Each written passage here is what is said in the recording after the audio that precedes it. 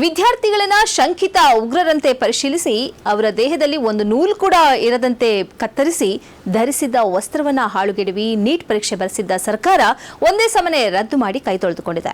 ಇದೀಗ ಮರುದಿನಾಂಕವನ್ನ ನಿಗದಿಪಡಿಸಿದೆ. ಆದರೆ ಅದು ಎಲ್ಲವನ್ನ ತ್ಯಾಗ ಮಾಡಿ ಭವಿಷ್ಯದ ಕನಸು ಹೊತ್ತು ಪರೀಕ್ಷೆ ಎದುರಿಸಿದ್ದ ವಿದ್ಯಾರ್ಥಿಗಳು ಮತ್ತು ಅವರ ಪೋಷಕರ ಮೇಲೆ ಬೀರಿದ ಪರಿಣಾಮ ಅಷ್ಟಿಷ್ಟಲ್ಲ. ಪರೀಕ್ಷೆ ರದ್ದಾದ ಬಳಿಕ ದೇಶಾದ್ಯಂತ ಕನಿಷ್ಠ 4 ವಿದ್ಯಾರ್ಥಿಗಳು ತೀವ್ರ ಮಾನಸಿಕ ಒತ್ತಡ ಹಾಗೂ ಹತಾಶೆಯಿಂದ ಸಾವಿಗೆ ಶರಣಾಗಿದ್ದಾರೆ. ವ್ಯವಸ್ಥೆಯ ತಪ್ಪಿಗೆ ತಮ್ಮ ಪ್ರಾಣ ಕಳೆದುಕೊಂಡಿರುವ 4 ವಿದ್ಯಾರ್ಥಿಗಳಲ್ಲಿ ಒಬ್ಬೊಬ್ಬರದು ಒಂದೊಂದು ಕಥೆ ಇದೆ. ರಾಜಸ್ಥಾನದ ಜುಂಜುನು ಜಿಲ್ಲೆಯ 23 ವರ್ಷದ ಪ್ರದೀಪ್ ಮೇಘವಾಲ್, ಉತ್ತರ ಪ್ರದೇಶದ ಲಖೀಂಪುರ್ ಕೇರಿಯ 21 ವರ್ಷದ ರಿತಿಕ್ ಮಿಶ್ರಾ, ದೆಹಲಿಯ ಆಜಾದ್ಪುರದ 20 ವರ್ಷದ ಅನ್ಶಿಕಾ ಮತ್ತು ಗೋವಾದ 17 ವರ್ಷದ ಸಿದ್ಧಾರ್ಥ್ ಹೆಗ್ಡೆ ಸಾವನ್ನಪ್ಪಿದ್ದಾರೆ.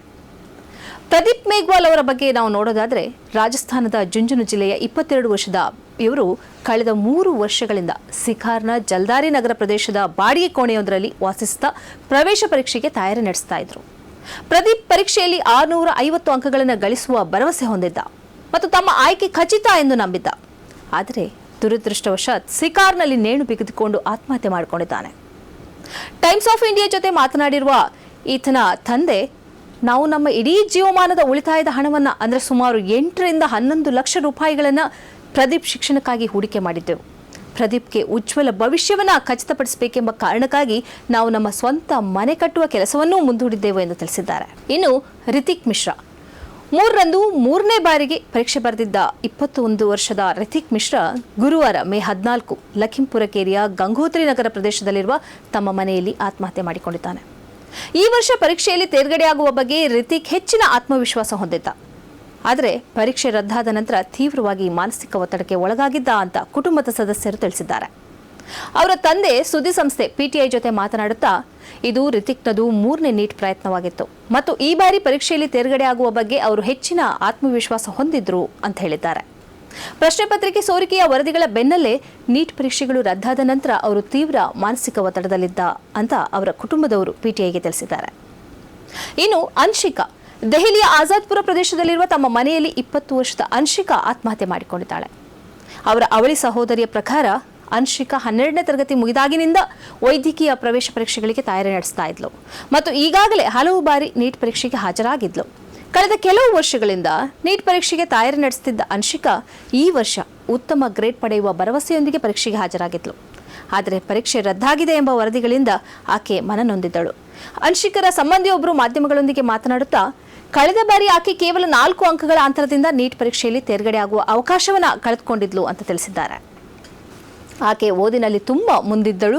ಪ್ರಶ್ನೆ ಪತ್ರಿಕೆ ಸೋರಿಕೆ ಮತ್ತು ಪರೀಕ್ಷೆ ರದ್ದತಿಯ ಬಗ್ಗೆ ಸುದ್ದಿಯ ಮೂಲಕ ತಿಳಿದುಕೊಂಡ ನಂತರ ತೀವ್ರ ಖಿನ್ನತೆಗೆ ಜಾರಿದ್ದಳು ಅಂತ ಇನ್ನೊಬ್ಬರು ಸಂಬಂಧಿ ಹೇಳಿದ್ದಾರೆ.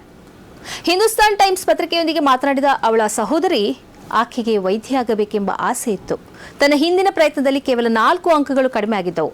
ಈ ಬಾರಿ ಮೇ 3ರಂದು ಪರೀಕ್ಷೆ ಬರೆದಾಗ ತಾನು ಖಂಡಿತವಾಗಿಯೂ ತೇರ್ಗಡೆ ಆಗ್ತೇನೆ ಎಂಬ ದೊಡ್ಡ ಭರವಸೆಯನ್ನು ಆಕೆ ಹೊಂದಿದ್ಲು ಎಂದು ವಿವರಿಸಿದ್ದಾರೆ.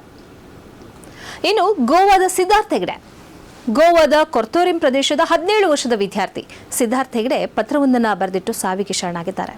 ಅದರಲ್ಲಿ ತಾನು ಕಳೆದ 2 ವರ್ಷಗಳಿಂದ ಸ್ಪರ್ಧಾತ್ಮಕ ಪರೀಕ್ಷೆಗಳ ಕಾರಣದಿಂದಾಗಿ ತೀವ್ರ ಮಾನಸಿಕ ಒತ್ತಡದಲ್ಲಿದ್ದೆ ಮತ್ತು ಆ ಒತ್ತಡವನ್ನು ನಿಭಾಯಿಸಲು ತನ್ನಿಂದ ಸಾಧ್ಯವಾಗ್ತಿಲ್ಲ ಅಂತ ತಿಳಿಸಿದ್ದಾನೆ. ಅಲ್ಲದೆ ತಾನು ಗಂಭೀರವಾಗಿ ತೊಡಗಿಸಿಕೊಂಡಿದ್ದ ಹಾಕಿ ಕ್ರೀಡೆ ಮತ್ತು ಶಿಕ್ಷಣದ ನಡುವೆ ಸಮತೋಲನ ಕಾಯ್ದುಕೊಳ್ಳುವುದು ತನಗೆ ಕಷ್ಟವಾಗ್ತಿತ್ತು ಅಂತ ಅವನು ಅದರಲ್ಲಿ ಉಲ್ಲೇಖಿಸಿದ್ದಾನೆ. ಮುಂದುವರೆದು ತನಗೆ ಇನ್ನು ಮುಂದೆ ಇಂತಹ ಪರೀಕ್ಷೆಗಳಿಗೆ ಹಾಜರಾಗಲು ಇಷ್ಟವಿಲ್ಲ ಅಂತ ಬರೆದಿದ್ದಾನೆ. ಎನ್ಟಿಎ ನಿರ್ಧಾರ ದೇಶಾದ್ಯಂತ ಲಕ್ಷಾಂತರ ವೈದ್ಯಕೀಯ ಆಕಾಂಕ್ಷಿಗಳಲ್ಲಿ ಆತಂಕ ಮತ್ತು ಆಕ್ರೋಶವನ್ನು ಉಂಟು ಮಾಡಿದೆ. ತಮ್ಮ ಭವಿಷ್ಯದೊಂದಿಗೆ ಚೆಲ್ಲಾಟವಾಡುತ್ತಿರುವ ವ್ಯವಸ್ಥೆಯ ವಿರುದ್ಧ ಆಕ್ರೋಶ ವ್ಯಕ್ತಪಡಿಸಿ ದೇಶದ ಮೂಲೆ ಮೂಲೆಗಳಲ್ಲಿ ಪ್ರತಿಭಟನೆ ನಡೆಸ್ತಾ ಇದ್ದಾರೆ. ನೆನಪಿಡಿ, ಯಾವುದೇ ಸಮಸ್ಯೆಗಳಿಗೆ ಆತ್ಮಹತ್ಯೆ ಪರಿಹಾರವಲ್ಲ. ದುಡುಕಿನ ನಿರ್ಧಾರ ತೆಗೆದುಕೊಳ್ಬೇಡಿ. ತುರ್ತು ಪರಿಸ್ಥಿತಿ ಇದ್ರೆ ಕರೆ ಮಾಡಿ, ವೈದ್ಯರೊಂದಿಗೆ ಮಾತನಾಡಿ. ಬೆಂಗಳೂರು ಸಹಾಯವಾಣಿ 080254977777 ಬೆಳಗ್ಗೆ 10 ರಿಂದ ಸಂಜೆ 8ರವರೆಗೆ. ಇನ್ನು ನಿಮ್ಹಾನ್ಸ್ ಸಹಾಯವಾಣಿ 080461100007. ಆರೋಗ್ಯ ಸಹಾಯವಾಣಿ 104.